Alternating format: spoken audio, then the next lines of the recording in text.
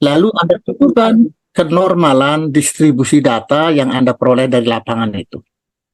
Akhirnya Anda gunakan rumus t-test untuk menguji terbukti atau tertolaknya hipotesis yang telah diajukan sebelumnya. Selanjutnya kita lihat pembahasannya bagaimana. Pada bagian pembahasan, ini subbab B. Di sini disampaikan pembahasan naratif mengenai data yang telah dianalisis baik dengan menggunakan statistik maupun dengan teknik member check, triangulasi, dan seterusnya kalau penelitian Anda berpendekatan kualitatif. Selanjutnya, dalam mendiskusikan hasil penelitian, peneliti hendaknya menggunakan kacamata analisis. Apa itu? Kajian pustaka yang relevan. Sehingga nanti simpulan yang Anda tarik tepat dan memberi pemahaman yang benar mengenai aspek dan variabel yang Anda teliti. Simpulan bukan ringkasan. Rangkumankah? Bukan juga. Jadi apa dong? Simpulan ya simpulan. Natijah, conclusion. Conclusion itu merupakan narasi reflektif yang singkat dan padat. Dan tidak perlu lagi mengemukakan data dan fakta yang ada pada bab 4. Yang diperlukan ialah kalimat singkat dan padat serta berupa intisari reflektif yang berhubungan dengan tujuan penelitian. Conclusion itu tidak menceritakan data dan fakta, melainkan menceritakan makna di balik fakta dan data. Simpulan itu hasil orang menyimpulkan. Kalau orang menyimpulkan sesuatu, hasilnya disebut simpulan. Masakan. Kalau orang memasak sesuatu, hasil kerja masak orang itu disebut masakan. Sekarang produk penelitian. Disertasi itu merupakan laporan hasil penelitian ilmiah yang dilakukan dengan kerja keras dan bersungguh-sungguh. Dalam bahasa Islam disebut ijtihad. Sebagai sebuah ijtihad, penelitian disertasi prodi kependidikan, termasuk prodi pendidikan PAI, perlu menghasilkan produk praktis edukatif berupa temuan inovatif dalam arti baru atau berbeda dengan temuan atau praktik kependidikan yang sudah ada sebelumnya. Kalau masih sama, dia bukan hasil ijtihad. Dengan demikian, disertasi kependidikan tidak hanya mengandung manfaat teoretis akademis, tetapi juga membawa manfaat praktis bagi peningkatan mutu proses dan hasil pendidikan di kalangan masyarakat. Produk penelitian disertasi kependidikan seyogianya berbentuk penawaran gagasan atau suggested idea. Suggested idea itu dapat berupa model atau model hipotetik. Jadi ada model hipotetik. Kalau model itu pola resmi yang dibuat khusus untuk melakukan sesuatu dan harus dijalankan. Biasanya yang disebut model atau model resmi itu dihasilkan oleh upaya penelitian research and development. Sementara itu untuk model hipotetik, itu model yang diperkirakan cocok untuk mengatasi masalah. Model dan gagasan ini hendaknya mengandung novelty dan merupakan state of the art. State of the art, yaitu produk baru yang berkarakter khusus sebagai hasil perpaduan antara gagasan dengan teknik tertentu. Penawaran gagasan ini dapat dikemukakan secara lengkap pada akhir bab 4. Ini pilihan. Atau setelah penutup. Jadi di luar badan karangan sebagai lampiran istimewa. Urutannya terdiri atas perencanaan model, pelaksanaan model, dan asumsi-asumsi. Ada judul penelitian begini. Silakan Anda lihat dan renungkan apa kira-kira model yang akan muncul. Model yang akan muncul dapat seperti ini. Nah, model perencanaan pembelajaran PAI berbasis moderasi beragama. Untuk sampai pada terciptanya sebuah produk. Anda sebutkan dulu landasannya. Ada landasan teologis dalam Al-Baqarah 142, umat yang wasatiyah. Ada yuridis tentang kebebasan beragama. Ada yang historis. Anda bisa lihat Piagam Madinah tahun 662 Masehi yang isinya tentang perjanjian kerjasama, keamanan dan kesejahteraan kaum muslimin bersama kaum-kaum non-muslimin, bersama Yahudi dan Nasrani. Nah, baru Anda masuk ke dalam lingkup penelitiannya. Anda meneliti di lokus SNPX dan lokus SNPY. Yang Anda teliti ialah aspek keharmonisan hubungan antar sesama siswa muslim. Yang kedua, keharmonisan hubungan antara siswa muslim dengan non-muslim. Yang antara sesama muslim itu siswa NU, siswa Muhammadiyah, siswa yang tidak pakai ormas, pokoknya muslim. Harmonis tidak itu hubungan antara mereka. Lalu keharmonisan hubungan antara siswa muslim dengan siswa non-muslim. Anda lakukan studi kepustakaan mengenai pembelajaran PAI, studi kepustakaan mengenai moderasi beragama. Anda terjun ke lapangan, Anda mengambil data lewat wawancara, observasi, dan sebagainya. Lalu dianalisis menggunakan pisau dari hasil studi kepustakaan.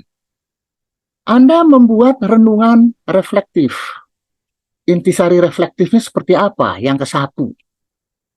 Nih, harmoniskah hubungan antara siswa muslim dengan siswa non-muslim?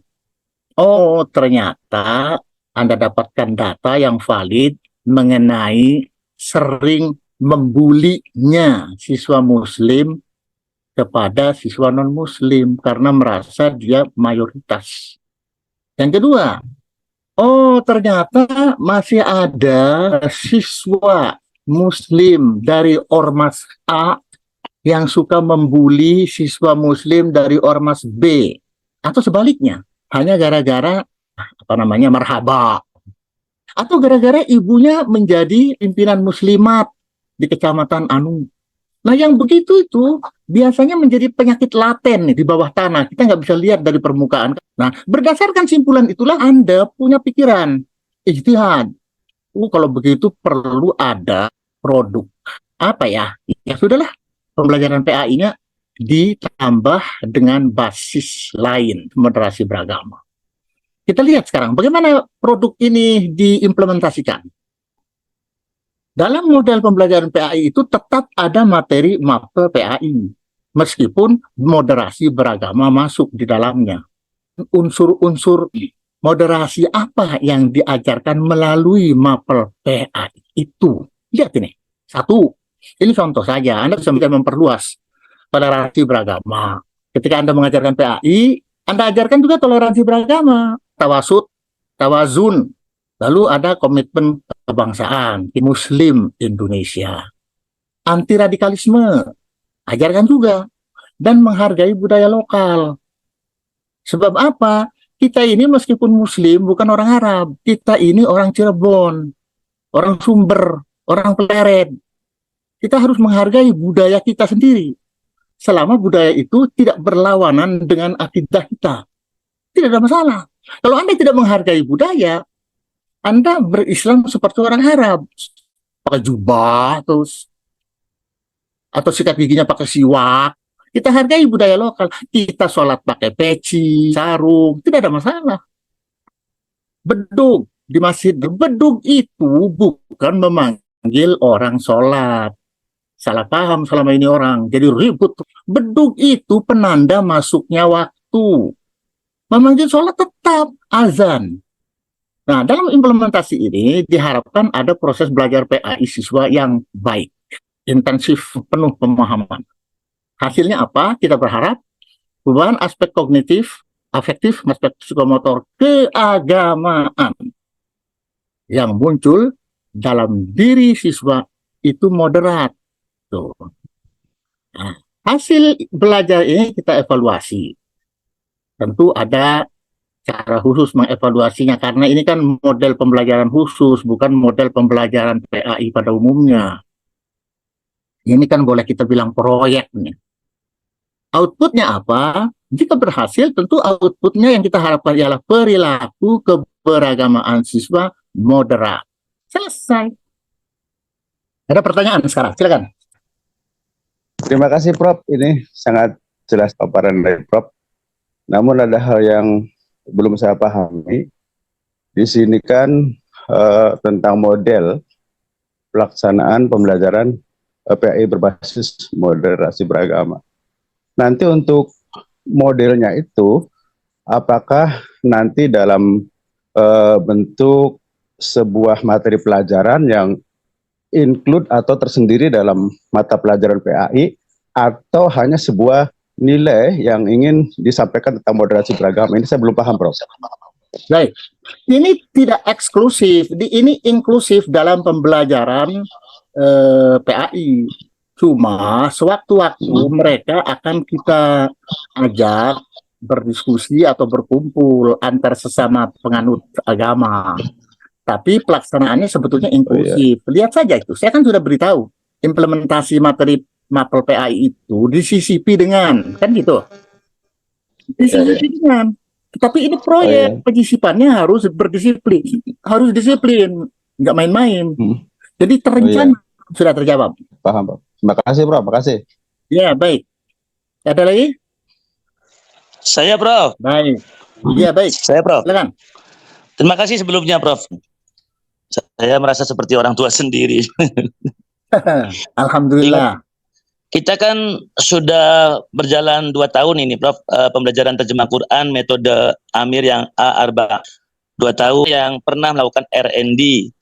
Kalau apakah ini akan memakan waktu, karena ini kan sudah berjalan toh, siswa ini sudah berjalan, santri sudah berjalan, ada 16 perwakilan kabupaten dan sudah pernah hatam 2 kali. Apakah itu namanya R&D yang tinggal dilaporkan saja sambil ada catatan-catatan atau seperti apa, Prof?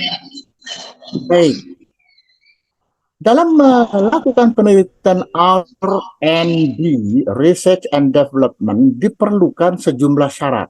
Dan memang ada perbedaan antara Research and Development dengan research biasa. Mengapa?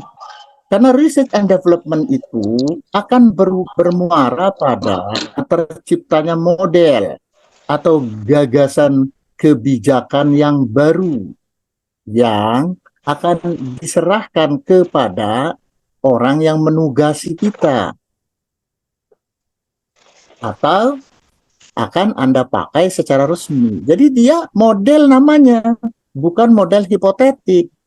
Dan untuk sampai pada terciptanya model yang resmi dan dipandang bagus, itu perlu ada konsultan. Yang namanya research and development itu memerlukan konsultan. Untuk apa? Untuk dimintai nasihat mengenai model yang ditawarkan. Model dikonsultasikan, lalu diuji coba. Dalam uji coba itu Anda catat kekurangan, lalu Anda melapor lagi kepada konsultan. Konsultan bilang, coba sekali lagi, ada yang kurang nih. Atau Anda melaksanakannya kurang intensif bagian ini dan bagian itu. Anda lakukan lagi. Uji coba lagi. Mungkin tidak cukup 2 kali, ya 3 kali. Setelah konsultan mengatakan oke, baru Anda bikin laporan lengkap, termasuk dengan strategi penggunaan model yang resmi itu. Lalu Anda serahkan kepada penyandang dana. Biasanya itu kalau penelitian research and development itu untuk perbankan, perusahaan, partai politik bisa pakai research and development. Tapi dibayar mahal. Model itu ada harganya. Model atau tawaran kebijakan baru itu ada harganya. Apakah harus disebutkan juga nama pondoknya? Atau cukup kita saja nama yang di kita? Iya, perlu. Lokus itu perlu disebut. Harus dong. Nanti dikira Anda mengada-ada. Nanti tidak ada keharusan penelitian. Harus riset and development, tidak ada keharusan. Meskipun terbuka peluang untuk melakukan research and development. Peluangnya ada. Jadi saya sarankan penelitian menggunakan penelitian metodologi biasa saja. Iya, tidak. Dan tidak perlu Anda menyebutkan research and development sebab syaratnya tidak bisa Anda penuhi. Kan produk itu tadi harus dilaksanakan. Sebelum melaksanakan, kita harus punya asumsi atau taksiran. Taksiran yang dimaksud dengan asumsi, pertama taksiran itu Human Resource Assumption, yakni SDM pelaksana di lapangan, seperti tentu saja dalam hal ini guru PAI, konselor BK, tambah SDM lain yang dipandang memenuhi syarat. Anda sebutkan guru PAI yang seperti apa yang diperlukan, konselor BK seperti apa yang diperlukan dalam asumsi itu. Ini naratif sifatnya. Jadi ada deskripsi. Asumsi pembiayaan, financing assumption, yakni sumber dan total biaya serta persentase alokasinya untuk setiap tahapan kegiatan implementasi produk. Anda selaku pelaksana produk ini perlu memotokopi, perlu membeli buku, bikin handout, atau barangkali mengajak anak-anak berwisata religi ke tempat-tempat tertentu. Nah, itu kan perlu biaya itu. Yang ketiga, material assumption. Material assumption itu sarana prasarana yang diperlukan. Ini contoh yang sangat sederhana, misalnya ruang pelatihan dan kerjasama antar siswa pemeluk agama yang sama dan antar siswa pemeluk agama yang berbeda. Sederhana kan itu? Anda bisa menambahnya dan menyempurnakannya. Urutan langkah sistematis dalam implementasi model atau produk harus disusun sedemikian rupa agar gagasan inovatif itu efektif dan memberikan manfaat terutama kepada para siswa dan institusi lokus penelitian dan atau masyarakat yang diteliti. Jika diperlukan, peneliti dapat melakukan benchmarking atau studi banding untuk mengambil contoh ke sekolah lain yang telah sukses menyelenggarakan pendidikan moderasi beragama. Alhasil, penawaran gagasan produk ini bukan sekadar formalitas atau sekadar basa-basi disertasi, melainkan sebagai ilmun yuntafa'u bih, dalam arti sebagai pengetahuan dan keterampilan yang bermanfaat bagi masyarakat. Dan insya Allah ini dapat Anda jemput pahalanya di akhirat nanti. Mari berpikir secara argumentatif. Ada alasannya. Coba lihat ini. Kandidat doktor yang cerdas dan mau bekerja keras seperti Anda pasti bisa. Betul kan? Iya, Ya, Prof. Ya, Prof. Prof. Anda harus optimis. Sekian, terima kasih atas perhatian Anda. Wal-'afwu minkum. Wassalamualaikum warahmatullahi wabarakatuh. الحمد لله والشكر لله الحمد لله